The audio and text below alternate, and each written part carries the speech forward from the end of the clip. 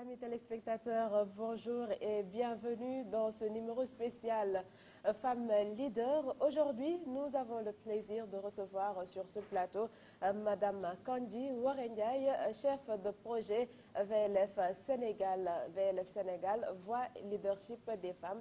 Madame Kandji, bonjour. Bonjour. Et merci d'avoir accepté cette invitation. Merci à vous également. D'abord, Madame Kandji, parlez-nous de ce projet VLF, Voix et Leadership des femmes. Voix et leadership des femmes au Sénégal, au passage, merci de nous avoir sur ce beau plateau. C'est un projet qui existe dans 34 pays à travers le monde. Il est financé par le gouvernement canadien, par l'entremise d'affaires mondiales Canada. Et son objectif, en gros, c'est l'amélioration des droits des femmes et des jeunes filles à travers le monde. Ici, au Sénégal, nous le faisons à travers 3 portes d'entrée. D'abord, le renforcement institutionnel des organisations de la société civile de femmes. La deuxième porte d'entrée, c'est l'amélioration des offres de services. Et la troisième porte d'entrée, c'est le plaidoyer. Nous amenons vraiment les organisations de la société civile de femmes à mieux s'asseoir au niveau institutionnel, en les accompagnant par exemple avec les manuels de procédure, les stratégies de suivi-évaluation, les stratégies de communication, entre autres. Celles qui n'ont pas de siège, nous les accompagnons dans ce processus pour leur permettre d'avoir un siège, parce que nous savons qu'un siège est très important pour une organisation de femmes. C'est un seuil, un espace qui permet aux femmes de se regrouper, d'échanger, etc. Par rapport à l'amélioration des offres de services, nous les amenons à mieux maîtriser les instruments internationaux, nationaux, régionaux qui régissent le travail qu'elles font à travers ces différentes thématiques. Nous avons 25 organisations partenaires représentées à travers le Sénégal qui font plusieurs choses dans plusieurs domaines. Mais nous avons fait une étude pour voir un peu synthétiser les différents axes d'intervention qu'elles ont en commun. Et quand nous regardons ces axes d'intervention, nous voyons que nous avons par exemple les questions d'éducation, nous avons les questions de santé, santé reproductive, santé, maladies sexuellement transmissibles, entre autres. Nous avons aussi des questions qui tournent autour des violences basées sur le genre, qui est quand même transversale et travaille toutes sur ces questions-là. Les questions de renforcement économique des femmes, c'est un volet très très important qui est assez vraiment prominent pour les femmes. Nous avons aussi la question de paix et sécurité, entre autres. Donc nous avons vraiment différentes thématiques, ces thématiques-là qui sont transversales. Ensuite, d'autres thématiques viennent comme l'importance pour les femmes de se positionner sur les questions minières, gazières, pétrolières, comme nous savons que c'est la problématique ici au Sénégal, et aussi les problèmes typiques aux organisations qui sont dans les zones rurales. Par exemple, les préoccupations des femmes dans le directoire des femmes dans l'élevage, les préoccupations des femmes, réseau national des femmes rurales, par exemple. Donc nous avons des thématiques comme ça qui sont un peu spécifiques à des organisations qu'il faut quand même prendre en compte. Et à côté de cela, comme je venais de le dire, vous avez des thématiques qui sont transversales. Et donc dans ces offres de services-là, nous les amenons à améliorer la manière dont elles le font. Elles le font de façon extraordinaire depuis plusieurs années. Mais comment améliorer ces offres de services, comment les rendre plus innovants, etc. Et donc je reviens vers cette troisième porte d'entrée, qui est ce réseautage-là, parce que le projet part du constat selon lequel les organisations de la société civile de femmes ont fait un travail remarquable dans le plaidoyer, entre autres. Nous avons gagné des combats, mais nous aurions pu peut-être en gagner d'autres si nous avions travaillé davantage ensemble, en synergie. Et donc nous souhaiterions les amener ensemble à travailler en synergie pour pouvoir vraiment aller de l'avant dans ce processus-là. D'accord. Donc, si on comprend bien, ces femmes-là étaient mal organisées déjà en leur sein, mais également, est-ce que c'est parti d'une étude que vous avez réalisée? Si oui, sur quelle base? Je ne dirais pas qu'elles étaient mal organisées avant. Je pense que si on regarde un peu l'historique du mouvement associatif féminin au Sénégal, nous savons qu'il y a eu une très bonne organisation depuis très longtemps. Mais informelle. Bon, informelles. Certaines ont été ensemble. Hein. Je pense qu'il faut revenir, peut-être si on parle de Beijing, par exemple, la conférence de Beijing, les femmes étaient ensemble, elles se sont mises ensemble pour pouvoir avoir, en tout cas, ce qu'elles ont pu gagner lors de la conférence de Beijing. Si on revient un peu vers les combats les plus récents qu'est la parité, elles ont été ensemble hein, pour pouvoir gagner cette parité-là. Elles l'ont compris. Ensuite, tout récemment, mais encore dans la mise en œuvre, exactement, bien entendu. C'est une problématique. Bien entendu. Dans la mise en œuvre, c'est une problématique. Mais également, ce que j'aime bien dire, c'est que nous, les femmes, nous avons tendance, quand il y a un problème, de venir ensemble. Quand nous avons fini de le résoudre, nous ne tirons pas sur ce momentum, nous ne nous appuyons pas sur ce momentum pour voir d'autres combats à gagner ensemble. Nous avons tendance à nous éparpiller, à nous disperser et chacune va faire ses activités jusqu'à ce que nos droits se sentent en danger ou que nos vies se sentent en danger. Donc, pour revenir vers cet aspect informel, elles n'étaient pas informelles. Je pense qu'elles le sont quand elles sont en paix. Elles sont informelles, chacune veut le faire de son côté. Mais quand elles voient qu'il y a un enjeu, elles ont tendance à vraiment se regrouper pour pouvoir le faire. Et donc, nous, on est parti de ce constat-là parce qu'effectivement, pour écrire le projet, il a fallu vraiment faire une analyse générale. Donc, ce constat est ressorti d'une part dans le processus d'écriture de ce projet-là, mais qui a aussi pris en compte des consultations nationales. Avant de mettre en œuvre le projet, dans le processus, nous avons eu toute une équipe qui a mené une consultation nationale à travers le Sénégal. C'est l'occasion pour moi de dire un grand bonjour à ma collègue Mariam Koulibaly, qui avait vraiment été dans ce processus-là pour rencontrer les organisations de la société civile de femmes, pour voir les besoins, pour voir les problèmes que ce projet devrait aussi adresser dans sa mise en œuvre. Donc ça, c'était par rapport au choix des 25 organisations de femmes? C'était avant le choix des organisations de femmes, c'était le processus où il a fallu aller vers les organisations pour confirmer le processus de mise en œuvre. Parce qu'en fait, on écrit un projet. Après l'avoir écrit, en tout cas nous, dans notre manière de travailler, il y a le plan de mise en œuvre du projet, de la conception, comment vraiment le mettre en œuvre. Et donc, avant d'écrire le plan de mise en œuvre, il y a eu des consultations qui sont allées sur le terrain pour vraiment rencontrer les femmes à travers le Sénégal et vraiment voir les problèmes qu'elles pensaient étaient encore prépondérants pour pouvoir prendre en compte la mise en œuvre du projet. Ensuite, il y a eu justement le processus de présélection des organisations partenaires, dont vous avez parlé tout à l'heure.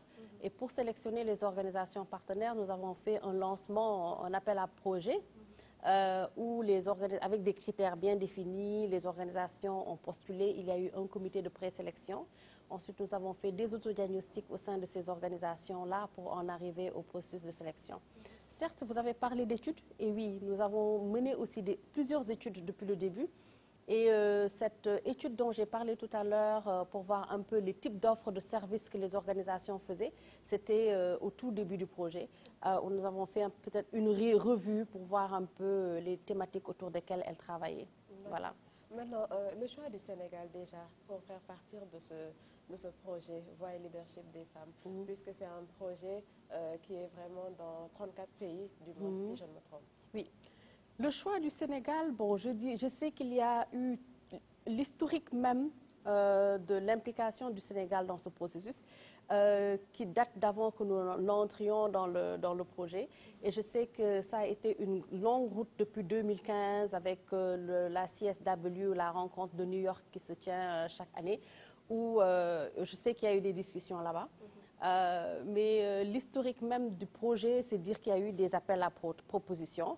Le Sénégal a postulé à travers le CECI, le Centre d'études et de coopération internationale, et nous avons pu avoir ce projet-là. Parce qu'il faut dire que le projet étant dans 34 pays à travers le monde, il est piloté par différentes institutions. Dans certaines organisations, dans certains pays, c'est Oxfam.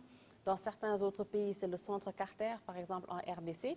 Ici au Sénégal, au Mali et en Haïti, c'est le CECI, le Centre canadien d'études et de coopération internationale, qui est l'institution pour laquelle nous travaillons. Et donc, notre institution a postulé comme toute autre institution et nous avons eu le bonheur et le privilège d'avoir été acceptés pour pouvoir mener ce projet ici au Sénégal. D'accord, vous parlez d'innovation. Tantôt, vous avez parlé également de CSW et de Beijing. 25 ans après, déjà le Sénégal, il y a toujours des contraintes, notamment dans les postes nominatifs et électifs, 25-33%. C'est toujours un problème. Est-ce que le projet prend en compte toutes ces réalités-là?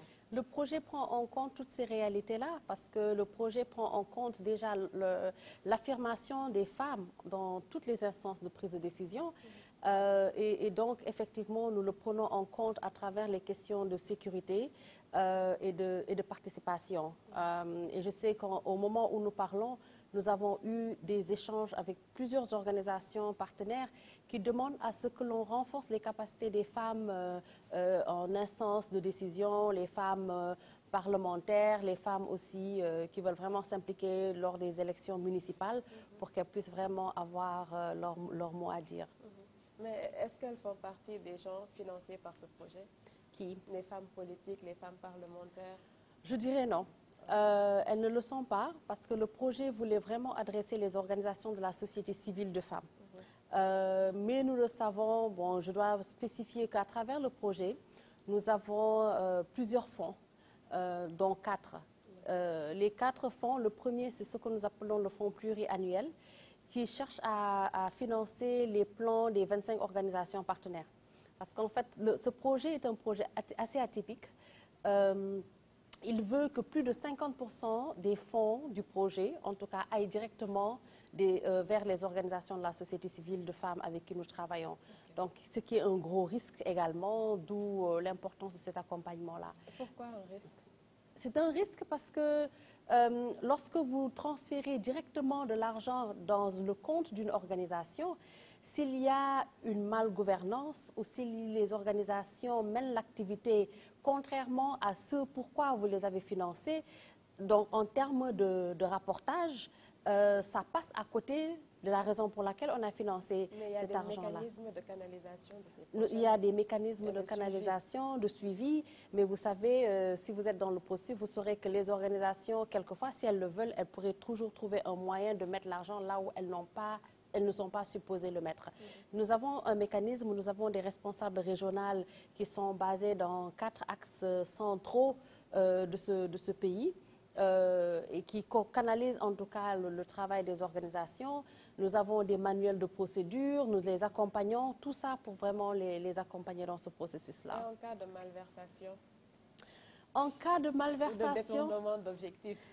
En cas de malversation, il y a plusieurs processus. Les organisations, d'une part, demandent, bon, je ne dirais pas détournement d'objectifs, parce qu'en termes de mise en œuvre de projets, les organisations ont la capacité ou la possibilité, toute organisation qui met en œuvre un projet peut planifier une chose et devant une autre réalité se dire, poser la question de savoir, et souvent je reçois ce type de lettres presque chaque mois.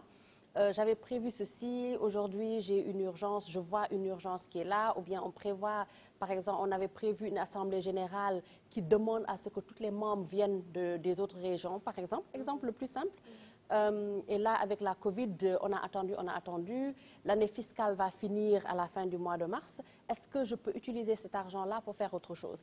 Tout récemment, l'exemple que je peux vous donner, c'est la plateforme des femmes pour la paix en Casamance, qui nous a appelé la semaine dernière pour dire, écoutez, avec les soubresauts que nous avons vécus ici dans le pays, nous pensons qu'il est important de rencontrer les prêtres, l'évêque, entre autres. Ils étaient avec l'évêque d'ailleurs de Ziguinchor, pour demander à ce que les messages de paix soient intégrés dans les prêches de vendredi ou de dimanche, en tout cas dans tous les messages religieux. Nous comptons faire un sitting, entre autres. Est-ce que cet argent que nous avions prévu, nous pouvons donc... Et ça, ce n'est pas vraiment un détournement d'objectif, c'est changement, en tout cas, de plan. Et voilà, les organisations demandent en général. Maintenant, en cas, et je vais quand même répondre à votre question, vous avez posé une question.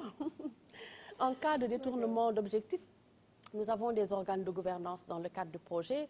Nous avons des cadres de concertation. Donc, dans les différents axes, nous en avons 4. Nous avons un comité technique, un comité de pilotage. Nous avons un organe, un comité de présélection. Et donc, tous ces organes sont là pour pouvoir encadrer ce qui va se faire. Et donc, s'il y a un détournement objectif d'objectifs, il y a une canalisation, il y a des échanges, mais si on se rend compte que ça persiste ou quand il y a encore, en tout cas, un problème qu'il faut vraiment adresser, nous retournons vers les organes de gouvernance. D'accord. On parle beaucoup d'innovation également dans ce projet. Qu'en est-il réellement? Je ne pourrais pas parler d'innovation sans parler des autres approches du projet. Parce que dans le cadre de notre projet, l'innovation entre parmi les 5 approches du projet. Tout à l'heure, j'ai parlé d'améliorer les droits des femmes et des jeunes filles, qui est fait depuis des siècles et des siècles. Je dis tout le temps, nos imams le font à travers leurs prêches, les représentants religieux, les structures étatiques le font, vous-même vous le faites, l'amélioration des droits des femmes à travers votre émission pour en parler, pour sensibiliser les gens. Et donc nous sommes conscients qu'à travers le projet, cela est fait tout le temps. Donc c'est la raison pour laquelle nous avons juste choisi ces 3 portes d'entrée dont j'ai parlé tout à l'heure. Et à côté de ces 3 portes d'entrée, nous avons les 5 approches du projet. La première approche, c'est le leadership transformationnel.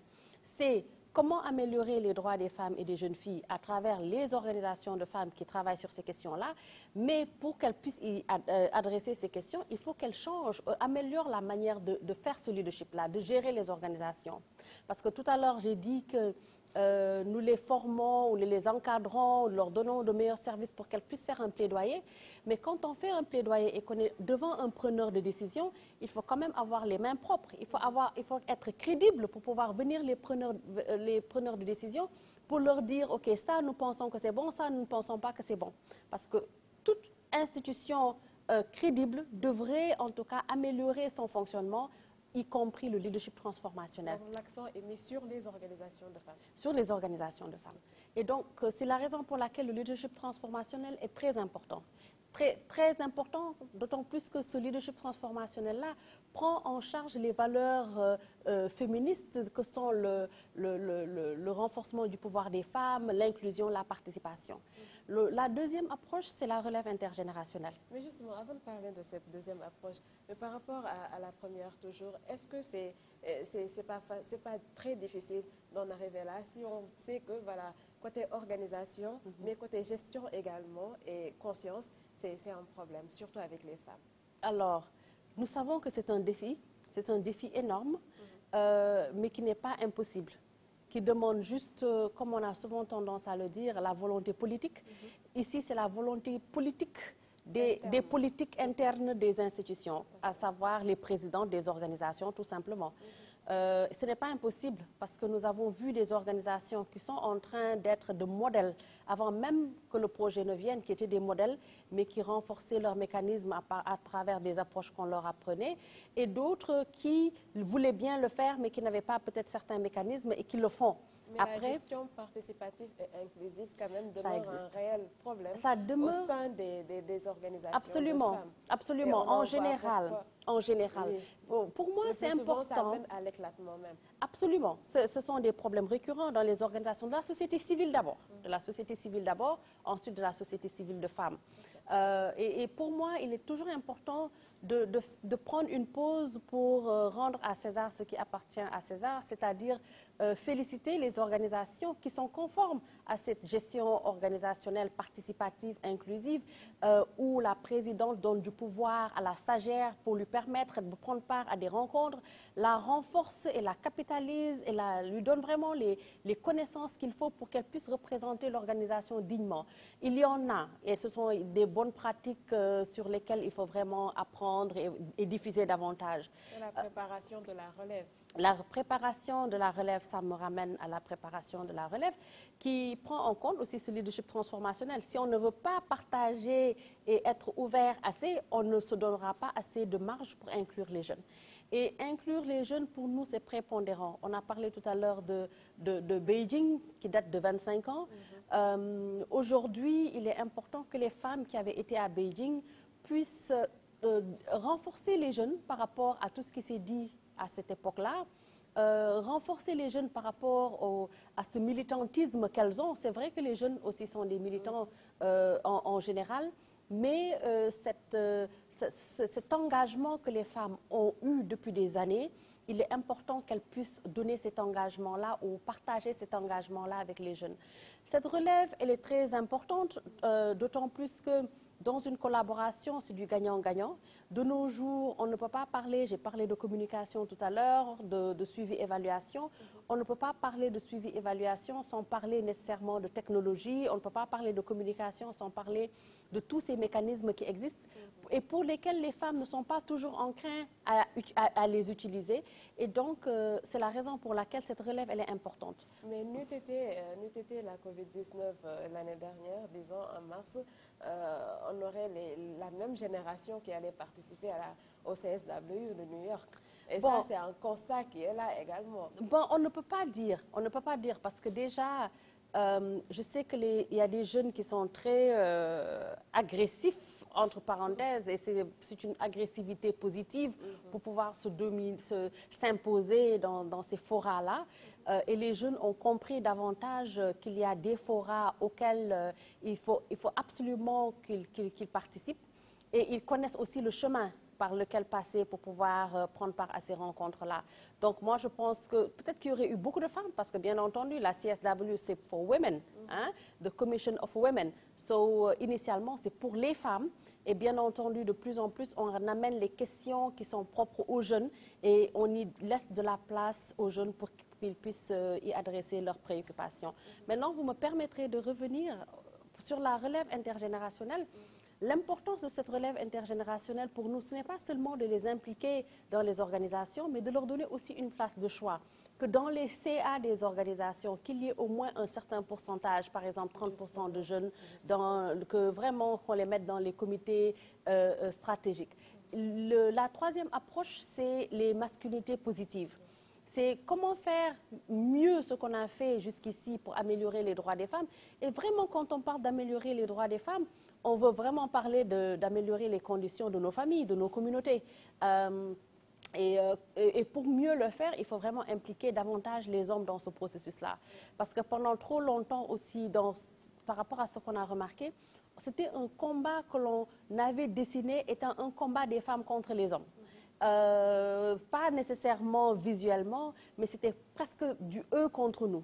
Et on se rend compte que pour améliorer les processus, il faut vraiment impliquer les hommes dans ce que nous faisons, d'autant plus que nous avons toujours eu des hommes qui ont été de ce combat-là, qui nous ont accompagnés, qui sont dans nos organisations, qui sont dans nos communautés, qui portent ce plaidoyer. Donc, comment les renforcer pour qu'ils puissent être davantage avec nous? C'est ce que certaines organisations appellent le HIFOSHI. La quatrième approche, c'est l'intersectionnalité.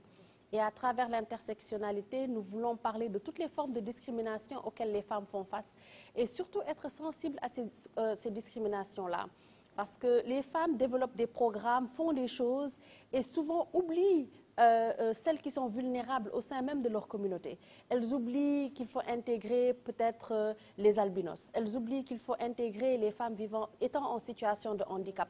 Ou lorsque vous allez aussi dans les communautés de Dakar à Fongolemi, à Ndiarème par exemple, les types de vulnérabilité sont différents. Donc comment être conscient de ces types de vulnérabilité et intégrer ces femmes? Et enfin l'innovation, c'est là que je vais vraiment répondre à votre question, qui était d'ailleurs, vous me permettrez, l'importance de l'innovation. L'innovation dans ce projet-là même. Voilà, donc l'importance de l'innovation dans ce projet. Pour nous, je l'ai dit tout à l'heure, comment faire autrement en parlant des hommes, mais on sait que si on veut vraiment faire autrement, il faut innover. L'innovation est transversale. L'innovation, c'est du début à la fin, c'est dans les processus, c'est dans la manière de faire, c'est dans les résultats. Et d'ailleurs, nous avons une rencontre aujourd'hui pour encore réfléchir davantage sur cette innovation-là. Et donc, voilà, c'est l'innovation pour nous au sein du VLF. Faisons cap sur le concept masculinité positive. Si vous devriez l'expliquer, est-ce que déjà on n'a pas faussé l'idée de départ? Quand on mène les combats pour les femmes, on a tendance à écarter les hommes en tant que tels.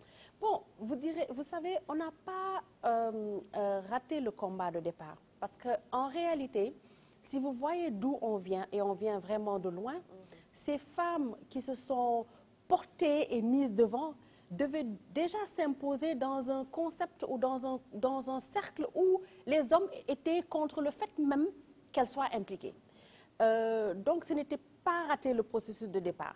elles se sont imposées là où peut-être même les maris ne voulaient pas leur laisser la permission d'aller. Donc, il fallait faire des hommes leurs propres adversaires. Il fallait, bon, je ne dirais pas qu'il fallait en faire leurs propres adversaires, mais parce qu'il y a toujours eu, parce que si on regarde l'histoire des femmes, il y a toujours eu des hommes autour qui étaient en faveur de leur combat. Si vous regardez un peu l'histoire d'une femme typique qui a vécu, qui a peut-être 70 ans, 80 ans, etc., qui s'est fait distinguer à travers l'éducation, à travers n'importe quel secteur, vous entendrez toujours quelque part plus ou moins la même phrase. Mon père ne voulait pas que j'aille à l'école, mais c'est mon grand-père qui l'a convaincu, ou c'est mon oncle maternel, c'est mon oncle paternel, ou ma mère n'y croyait pas, elle pensait que je devais rester et cuisiner, et c'est mon père qui a cru à ce que je puisse aller à l'école. Parce que dans le temps, les premières filles qui allaient à l'école, il fallait qu'il y ait un homme, soit c'était le chef du village, etc., etc. Il y avait un homme qui y croyait et qui a poussé pour que cette fille-là puisse y aller. Et aujourd'hui, on est au 21e siècle, on parle toujours de maintien des filles à l'école. Exactement. Alors, pour revenir, certes, oui, au début, il y avait plusieurs hommes qui se dressaient, donc elles étaient vraiment contre un mur. Mais de plus en plus, nous avons des hommes, mais que nous n'associons pas à ce que nous faisons. Donc, vous venez de dire la problématique de l'éducation. Oui, c'est encore un problème, maintenir les filles à l'école. Maintenant, le problème, ce n'est plus de les laisser aller à l'école, c'est de les maintenir à l'école. Avant, c'était de les même laisser aller à l'école. Alors, cette masculinité positive, donc pour moi, le départ n'a pas été faussé, mais c'est sur le chemin qu'on s'était rendu qu'il y avait plus d'hommes, en fait, que l'on pouvait associer à notre combat, qu'on n'a pas nécessairement associé, ou si nous les avons associés, nous ne les avons pas associés davantage. Et donc, avec ces masculinités positives, nous essayons en tout cas de les impliquer dans les processus et de nous accompagner en tout cas. Pensez-vous qu'on pourrait y arriver, vu les réalités du Sénégal? Je pense que oui. Je pense que oui. Tout combat nécessite du temps. Tout combat nécessite une stratégie. Tout combat nécessite une patience. Et pour moi, et c'est ce que nous sommes en train de faire avec les organisations partenaires, parce que dans le cadre du plaidoyer, elles ont toujours sauté sur des activités, sur des réalités et fait des choses, souvent sans stratégie de plaidoyer. Tout à l'heure, en vous parlant du renforcement institutionnel des organisations de femmes, nous leur posions la question de savoir, est-ce que vous faites de la communication? Elles font toutes de la communication. Vous êtes journaliste, mais elles n'ont pas de stratégie de communication. Très rares sont celles qui ont des stratégies de communication. Or, faire la communication et avoir une stratégie de communication et un plan com, c'est totalement différent. Ou si ce n'est pas totalement différent, vous pouvez le faire. C'est le véritable problème des femmes, c'est ça. des organisations de femmes. Exactement. Et donc, tout autant que la communication, pour tout le reste, le suivi-évaluation, elles le font sans stratégie de suivi-évaluation qui régit tout le travail qu'elles font. Et donc, plaidoyer, même chose, elles n'ont pas de stratégie de plaidoyer. Et une stratégie de plaidoyer, ça se dessine pour une longue route, c'est un long processus. En se disant, OK, d'ici à là, voici ce qu'on a comme ressources humaines, techniques et financières pour le faire. Et quand on voit quels sont nos objectifs d'ici là, si on a atteint nos objectifs intermédiaires, etc., on regarde les autres ressources techniques, humaines et financières dont on a besoin pour les mobiliser, pour ensuite aller de l'avant.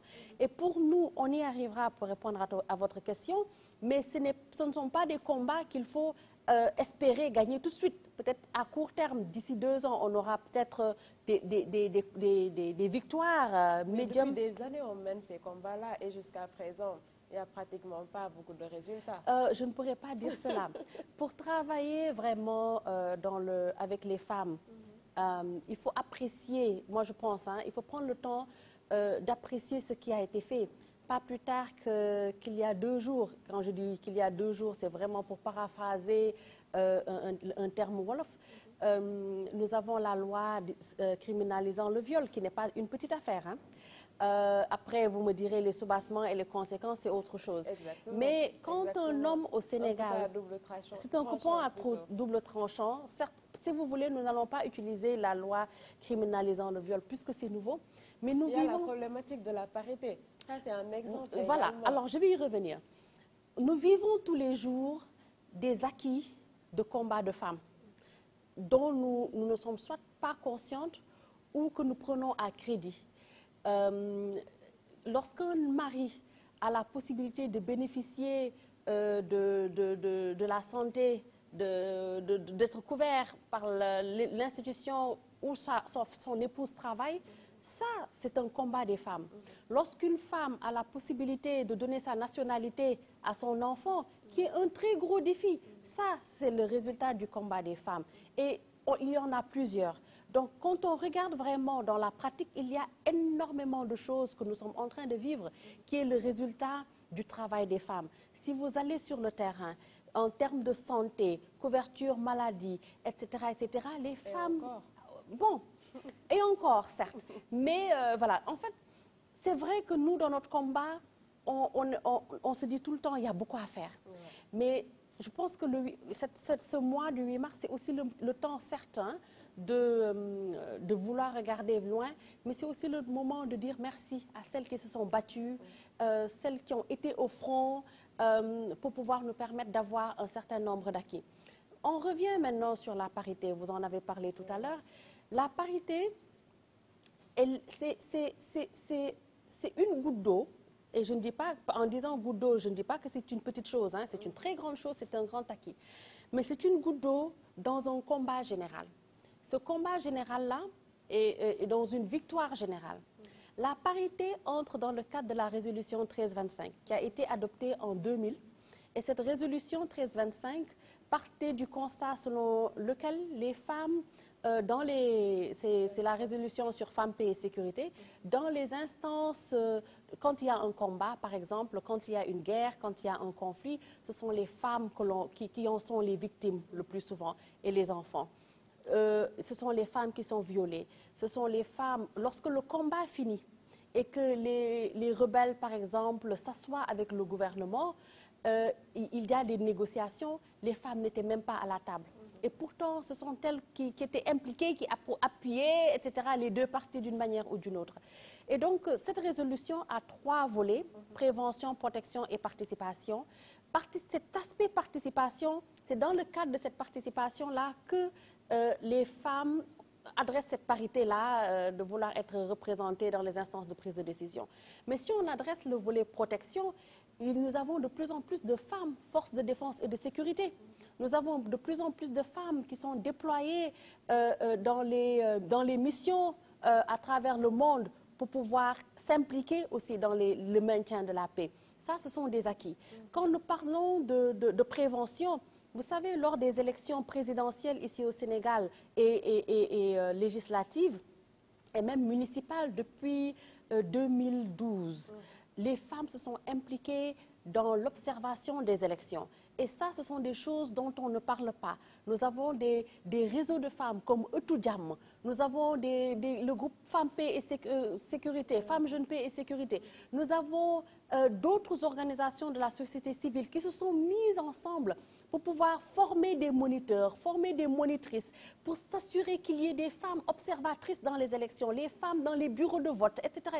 C'est tout un travail, en fait, pour lequel on devrait se féliciter et qui n'est pas mis au devant de la scène. Donc, c'est pour dire que, certes, la parité, oui, si nous devons aller dans les questions de parité, nous avons aussi plus de femmes à l'Assemblée nationale, bien qu'il y ait plus à faire. Justement, mais voilà. L'application déjà de cette parité-là laisse à désirer quand même, que ce soit à l'Assemblée nationale, mais que ce soit également au niveau même de la base, à savoir les partis politiques, les formations politiques et autres. Absolument. Donc c'est un problème. Est-ce que vous travaillez sur ça?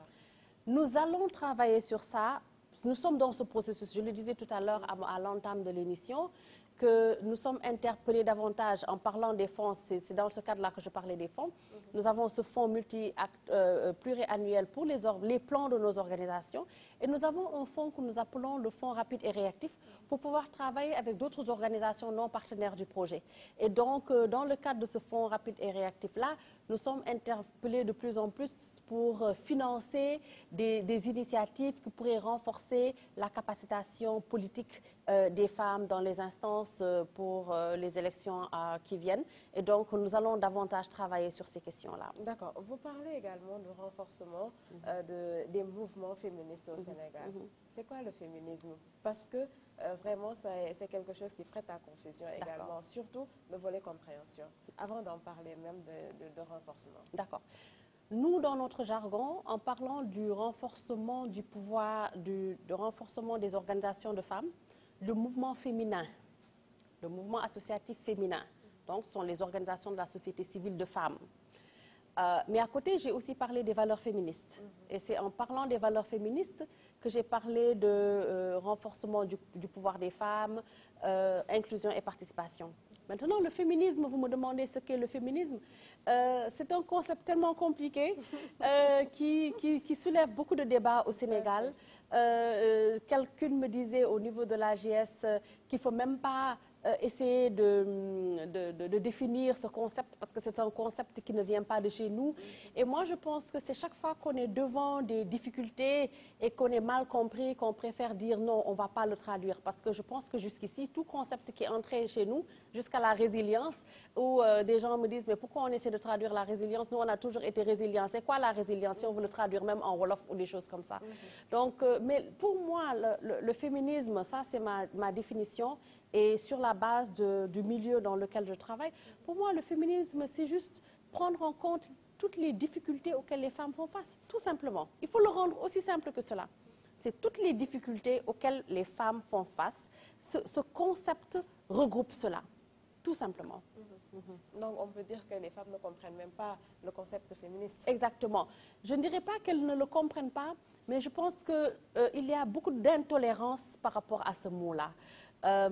Si bien que pour même des personnes qui avaient toujours été très confortables avec le mot, chaque fois qu'on pose, il y a toujours une hésitation à pouvoir en parler, parce qu'il faut dire aussi que se dire féministe au Sénégal n'est pas tout le temps vu de façon positive pour ceux, à mon avis, qui ne savent pas de quoi il s'agit. Mais pour moi, c'est aussi simple que cela, parce que bien entendu, dans tout combat, il y a des personnes qui intègrent autre chose. Il y a des personnes qui intègrent de mauvais actes qui font qu'on les associe aux mots, on les associe à ce combat. Mais il ne faut pas le rendre aussi compliqué qu'il l'est. Le féminisme a été mis en place, le concept a été mis en place pour pouvoir s'assurer que les femmes et les hommes qui croyaient à l'amélioration des conditions des femmes pouvaient travailler à améliorer les conditions des autres femmes, tout simplement. D'accord. Nous allons avancer un peu parce qu'il nous reste un peu plus de 15 minutes ou moins de 15 minutes. Parlez-nous un peu de ce fonds rapide du projet. Oui. Le fonds rapide et réactif, c'est un fonds que j'apprécie énormément parce que, comme je le disais tout à l'heure, nous avons 25 organisations partenaires qui nous donnent des plans annuels chaque année. Donc, chacune de ces organisations ont des fonds. Cette année, nous avons financé près de 200 millions, un peu plus de 200 millions de francs CFA à travers ces 25 plans. Et en parlant d'améliorer les droits des femmes, en parlant de faire un plaidoyer ensemble, on ne peut pas seulement le faire avec 25 organisations. Il faut le faire avec autant d'organisations que possible, surtout dans les zones rurales. D'autant plus que le projet, je l'ai dit tout à l'heure, quand on sélectionnait les organisations, on avait fait un appel. Et il y a eu beaucoup d'organisations dépendant du canal par lequel on est passé, qui n'ont pas reçu l'information et qui méritaient tout autant que les autres à faire partie de ce projet-là. D'où l'importance de ce fonds rapide et réactif pour pouvoir adresser les besoins de ces femmes. Nous faisons des appels tous les 3 mois, plus ou moins, et les organisations postulent. Nous avons un comité dans chacun des 4 axes qui regarde les dossiers sur la base des critères et qui sélectionne les plus méritants, en tout cas les organisations qui ont rempli les critères à travers leurs actions. Nous avons aussi eu, à travers ce fonds rapide et réactif, un ajout budgétaire cette année de 400 000 $ canadiens du gouvernement du Canada pour pouvoir adresser particulièrement les conditions des femmes, l'impact de la Covid sur les femmes et les jeunes filles. Et qui est éligible à ce fonds? Tout le monde est éligible. Nous avons des critères vraiment spécifiques qui ne sont pas exclusifs. Pour les organisations de femmes, avoir minimum deux ans de fonctionnement, avoir un récépissé qui montre que vous êtes effectivement enregistré au ministère de l'Intérieur. Ce sont vraiment les critères de base. Ensuite, il y a d'autres sous-critères. Et donc, si les organisations nous envoient un email à vlfsenegal@ceci.ca, nous pourrons leur donner l'information par rapport à ce fonds-là et leur donner même le dossier pour qu'elles puissent remplir ce dossier-là. D'accord. Il y a la crise sanitaire. Les femmes, les organisations de femmes sont impactées. Qu'est-ce que vous avez fait par rapport à cela? Nous avons fait énormément de choses. Lors de la pandémie, l'achat de matériel ou bien... Pendant la pandémie, immédiatement après dès le début de la pandémie, nous avons, avec 16 millions de francs CFA, financé toutes nos organisations partenaires, à travers des organisations qui ont pris le lead dans les différents axes. C'était déjà la sensibilisation qui était très importante parce qu'à ce stade-là, beaucoup ne savaient pas qu'il y avait la pandémie et on avait qui devaient aller dans les coins le plus reculés. On me disait même à Ranérou, les gens n'ont même pas l'information par rapport à ce qui est en train de se passer. Donc les femmes se sont vraiment déployées pour aller faire la sensibilisation. Elles sont allées dans les radios pour pouvoir informer dans les différentes langues. Ça, c'était important. Ensuite, nous avons travaillé avec l'AGS par rapport à la mise en place d'un numéro vert. Parce que, comme vous le savez, l'AGS a des boutiques de droit et où les femmes vont de façon très discrète quand elles sont victimes de violences conjugales ou violences basées sur le genre. Et lors de la pandémie, ces boutiques étaient fermées. Et donc, nous avons voulu voir avec l'AGS si elles avaient un numéro, on a travaillé avec elles pour que ce numéro-là soit ouvert, pour que les femmes victimes de violences, et nous savons que lors de la pandémie, lors du confinement, il y a eu énormément de cas de violences conjugales. Et donc, ça nous a permis en tout cas d'adresser ces questions-là. Nous avons aussi financé l'une de nos organisations partenaires, le RESFECO, pour faire le plaidoyer afin qu'il y ait des femmes dans le groupe Force Covid qui avait été mis en place. Parce que quand le groupe a été mis en place, on a vu qu'il y avait juste 30 personnes et la majeure partie de ces personnes étaient des hommes, mais on n'avait que 5 femmes à l'intérieur. Donc on a voulu vraiment s'assurer que les femmes dans les instances de prise de décision, ce n'est pas seulement à l'Assemblée, c'est aussi ça. C'est ce montant qu'on a donné, il y avait 1000 milliards qu'on était en train de distribuer, mais est-ce qu'on s'assure qu'il y a assez de femmes dans cette instance de prise de décision pour s'assurer que ces fonds qu'on est en train de distribuer à travers des vivres puissent aller vers les femmes qui en ont le plus besoin et que même le contenu de ce qu'on donnait, ce n'est pas seulement qu'on donne l'argent à des femmes, à des ménages gérés par des femmes, mais aussi que le contenu de ce qui a été donné soit quelque chose d'intérêt aux femmes. Donc, c'était les différentes actions. Alors, par rapport à ces 400 000 $ canadiens, nous avons financé 4 volets. Le premier volet, c'est l'humanitaire, parce qu'avec la première phase, on ne pouvait pas vraiment financer l'humanitaire, parce qu'on n'est pas une organisation humanitaire ou un projet humanitaire, je dirais. Et donc, nous avons fait le plaidoyer auprès de l'AMC, qui a entendu notre plaidoyer. Et à travers ces fonds, nous avons pu adresser l'humanitaire, les femmes qui avaient besoin de riz, etc., de savon, mais des savons confectionnés par des femmes. Nous avons pu aussi faire plus de sensibilisation. Il y a eu des organisations qui ont soumis des projets, parce que tout ça sont des projets que les femmes ont soumis, qui adressaient la sensibilisation, qui pensaient que dans cette deuxième phase de Covid, il y avait encore beaucoup de travail de sensibilisation à faire.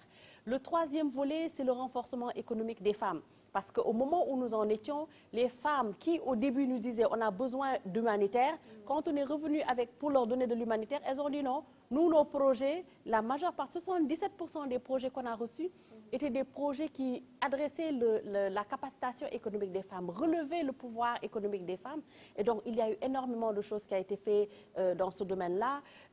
Et enfin, l'accompagnement psychosocial des femmes, personnel de santé qui sera fait. Je pense que je vais laisser beaucoup plus de temps à ces 4 organisations avec lesquelles nous travaillons, qui est l'AGS, le CEGID, l'Association des femmes médecins et l'Association des femmes sages-femmes, pour qu'elles puissent vraiment en parler davantage. Mais nous avons noué aussi la collaboration pour qu'il y ait une chaîne de valeur dans l'accompagnement psychosocial des femmes victimes de violences conjugales, victimes de violences basées sur le genre, et aussi l'accompagnement des femmes personnelles de santé. Parce que nous, quand la pandémie a commencé, c'était aussi une préoccupation. Il y avait tous ces vivres qui étaient remis à des ménages vulnérables. Et on oubliait aussi que les femmes personnelles de santé, qui sont plus de 60% des personnels soignants au Sénégal, avaient besoin aussi de ces vivres-là qu'on leur remettait, avaient besoin de l'accompagnement psychosocial devant une maladie qu'elles ne maîtrisaient pas, en voyant autant de personnes mourir, en étant exposées, laissant leurs enfants derrière pour venir au front. Elles avaient besoin d'accompagnement psychosocial. Et donc, c'est ce travail-là que nous sommes en train de... C'est vous dire, à travers ces 400 000 $ canadiens, c'est en gros 171 millions de francs CFA. Nous avons fait beaucoup de choses, en tout cas, à travers le Sénégal. Et c'est notre modeste contribution, en tout cas, pour appuyer l'importante contribution des institutions étatiques et des autres partenaires techniques et financiers à faire face à cette maladie. D'accord, on parle de beaucoup de milliards, le suivi, l'évaluation, comment ça se passe concrètement? Le suivi et l'évaluation, c'est un travail exorbitant. Et vous avez très bien dit, on a beau avoir de l'argent, déjà, comme on dit souvent, dans le monde du développement et surtout dans le monde de l'accompagnement des femmes, on n'a jamais assez pour pouvoir adresser les besoins des femmes. Mais on peut faire beaucoup de choses et vraiment arriver à changer des vies. Parce que une seule vie changée vaut la peine de toute une mobilisation et de tout un déploiement. Et donc, si on est conscient que l'argent qu'on a peut effectivement changer des vies et même garder des personnes en vie, il y a un travail à faire pour cet accompagnement. Oui, il y a le suivi-évaluation. Ça se fait comment? Nous avons des responsables régionales dont j'ai parlé tout à l'heure dans le cadre du projet qui sont avec ces organisations-là. Nous avions recruté une consultante, je lui dis bonjour au passage, Madame Gara Diouf de l'ONG FE basée à Fatick, pour pouvoir accompagner aussi les organisations.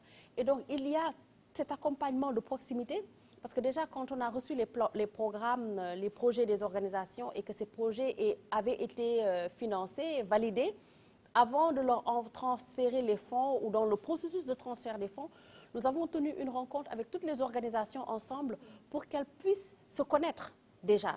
Ça, les gens le font rarement. Vous faites un appel à candidature, les gens postulent Matam, Linguère, etc. Mais moi, je peux même ne pas savoir que vous avez postulé alors que nous sommes ensemble dans le même quartier.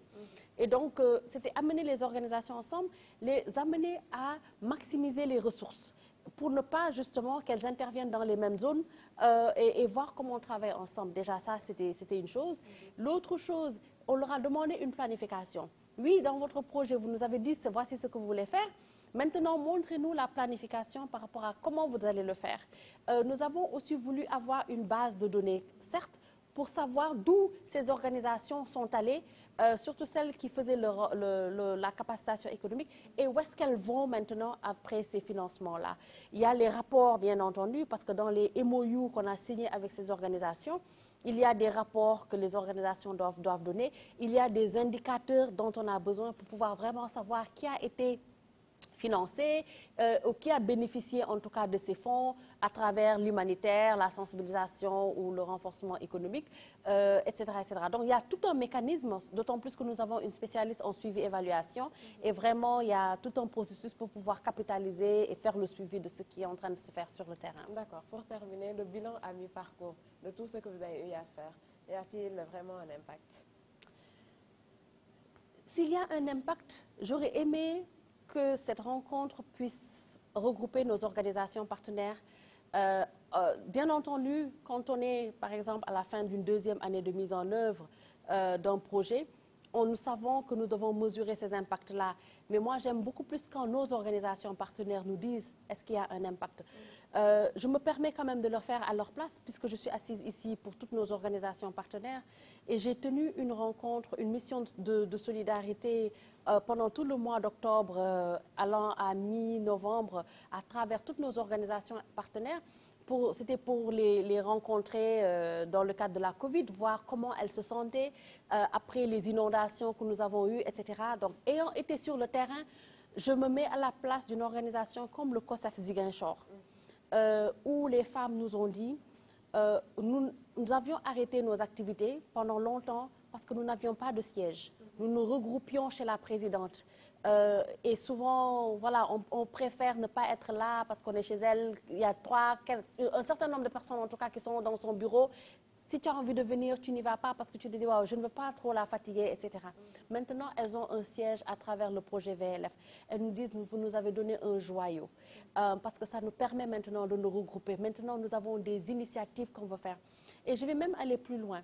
Quand nous leur avons donné un budget. Avec le budget qu'on leur avait donné, elles ne pouvaient pas nécessairement avoir le siège qu'elles voulaient avoir. Elles voulaient quelque chose avec un espace, parce qu'elles sont, machallah, nombreuses, pour pouvoir faire leur mobilisation.